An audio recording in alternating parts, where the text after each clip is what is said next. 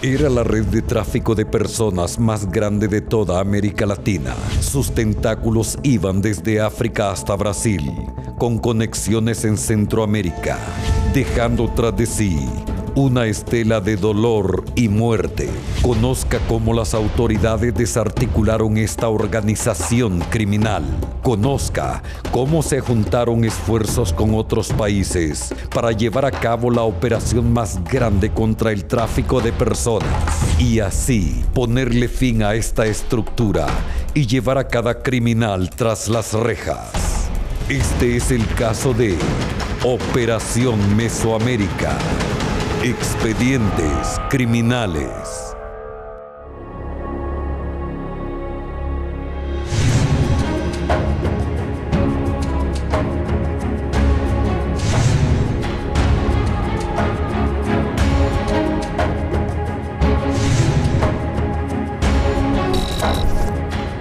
Esto es Expedientes Criminales. Desde hace algunos años, autoridades de Centroamérica han notado un marcado aumento de migrantes transcontinentales. Personas de Asia y África buscan como puerta de entrada Centroamérica y Sudamérica para llegar a Estados Unidos. Principalmente los migrantes provienen de países como India, Senegal, Bangladesh, Pakistán y el Congo, entre muchos otros. La mayoría huye de sus países para mejorar su condición económica. Muchos ahí ven una oportunidad. Por eso aparecen organizaciones internacionales que se aprovechan de las personas que buscan el sueño americano. Y este es el comienzo de un viaje que puede durar hasta un año. Utilizan varias rutas de Europa y de allí viajan a países donde las leyes migratorias son más flexibles. Hemos descubierto inmigrantes hindúes que llegan por Guatemala, gente de Nigeria que viaja a España o a Italia, y ciudadanos etíopes salen de Sudáfrica con pasaportes falsos hacia el Brasil. De ahí, estos emigrantes se mezclan con los otros miles de migrantes de Centroamérica para llegar a su destino final. Es que Estados Unidos concentra la mayor cantidad de migrantes en el mundo, y estos son los que generan la mayor cantidad de remesas a nivel global. En Centroamérica, el impacto en la economía es significativo. Por ejemplo, en El Salvador, las remesas representan el 16% del Producto Interno Bruto. No hay que olvidar que Estados Unidos es un país de migrantes hecho por migrantes. Cada año, más de 3 millones de personas emigran ilegalmente a Estados Unidos. Entran clandestinamente en camiones, escondidos en carros, a pie, por ferrocarril o incluso por túneles especiales. El transporte y la movilización ilegal de estas personas se ha convertido en un negocio enorme. Este delito deja más de 12 millones de personas como víctimas y más de 32.000 millones de dólares en ganancia. Después del tráfico de drogas y el tráfico irregular de armas, la trata de personas es la que genera mayores ganancias. Una red de trata de personas puede obtener por una víctima ganancias anuales de hasta $300,000. Los tratan como mercancías. No les importa si ellos se asfixian en los contenedores o se ahogan en el mar. Hay mucho peligro.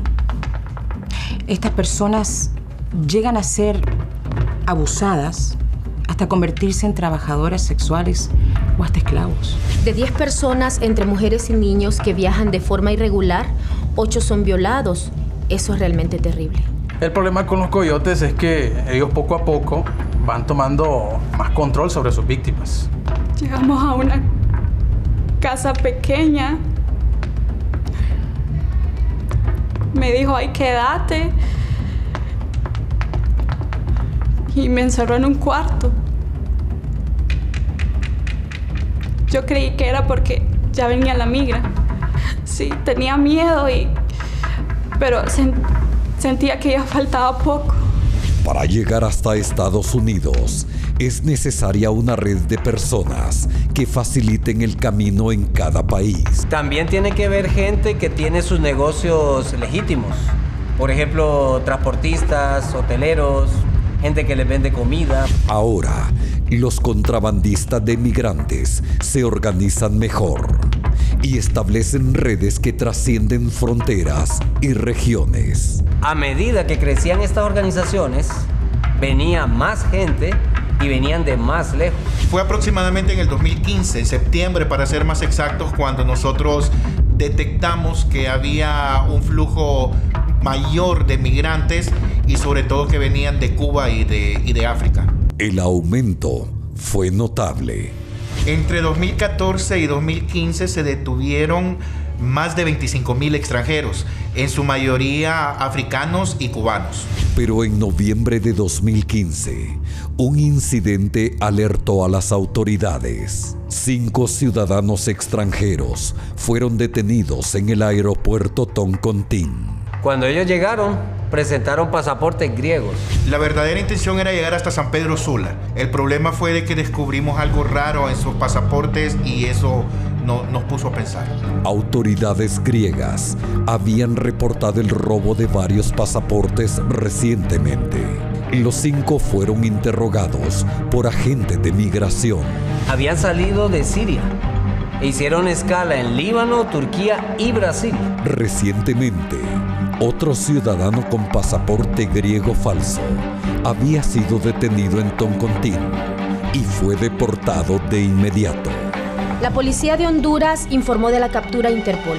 Se hacían pasar por griegos, pero el teatro se les acabó cuando se contactó a representantes de la diplomacia griega. Después de 1 hora de interrogatorio, los diplomáticos notaron que los detenidos no podían contestar. Estaban mudos. Ninguno de los 5 hablaba una sola palabra en griego. Pero, ¿de dónde eran los detenidos? La Interpol nos dijo de que venían procedentes de Siria. Estos ciudadanos sirios afirmaban que venían huyendo de la guerra en su país. El aumento de extranjeros ilegales en Honduras ya era inusual.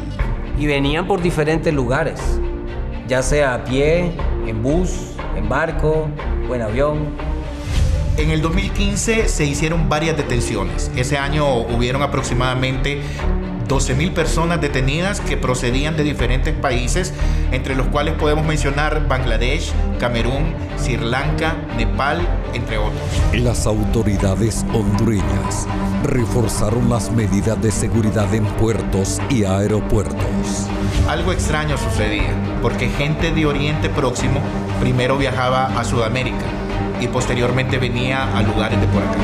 El caso de Siria es muy llamativo, porque actualmente Siria es un país que está bajo el régimen del Estado Islámico. Funcionarios de Estados Unidos estaban sumamente preocupados de que estas redes podrían estar ayudando a posibles terroristas a ingresar a su país. La alerta no solo fue de las autoridades hondureñas. Lo que sí estaban de acuerdo todos es que este era el resultado de una amplia red o varias redes de tráfico de personas. En cualquier caso, era una operación muy grande.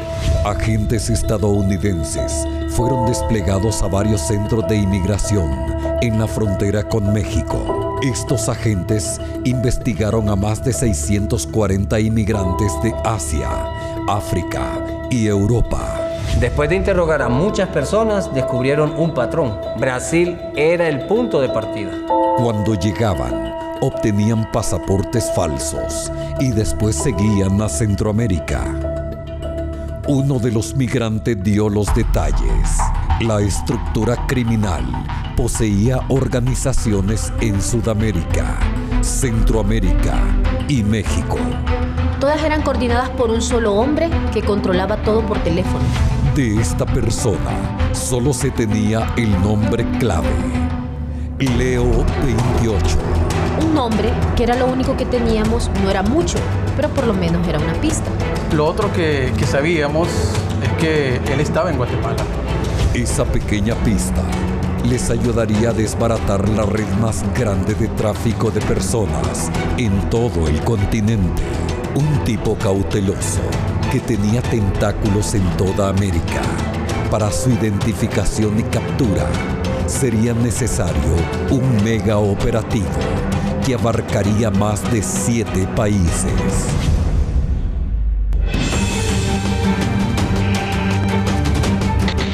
Ya regresamos con Expedientes Criminales.